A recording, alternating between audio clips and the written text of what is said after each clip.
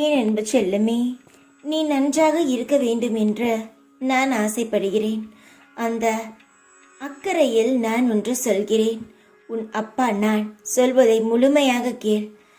நாளை மிகவும் கவனமாக இரு. நாளை எந்த ஒரு நல்ல காரியங்களையும் செய்ய வேண்டாம். ஏதாவது புதிதாக செய்ய போகிறாய் என்று இருந்திருந்தாய், அது தள்ளி போட்டு அதற்கு மறுநாள் செய்யலாம். தங்கமே, உன் நல்லதுக்கு தான் சொல்கிறேன். நான் சொல்வதை நீ கேட்டால் துன்பம் வராமல் நான் பார்த்து கொள்வேன். நாளை ஒரு நாள் உன்னுடைய வேலைகளை தள்ளி போடு. உன்னுடைய புது வேலைகளாக இருந்தால் அதை மறுநாள் செய்யலாம் என்று தள்ளி போடு.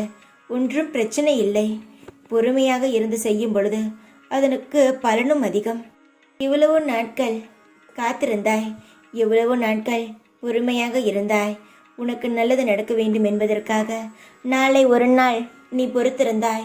உன் வாழ்க்கையானது நிச்சயமாக மங்களமான செயல்களை செய்ய துவங்கும். நிதி சிக்கல்கள் முடிவுக்கு வரும். இனி இரவில் அழுக தேவையில்லை. சில நாட்கள் காத்திருங்கள். நான் நிறைய விஷயங்களை மாற்ற வேண்டும்.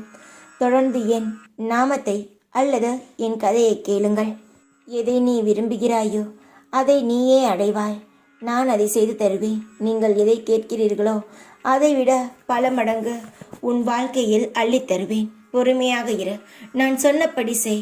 எந்த ஒரு காரியமாக இருந்தாலும் நாளை ஒரு நாள் விட்டு அதன் மறுநாள் செய். அது உனக்கு வெற்றியை தரும். செய்து பார், எல்லாம் நல்லதே நடக்கும்.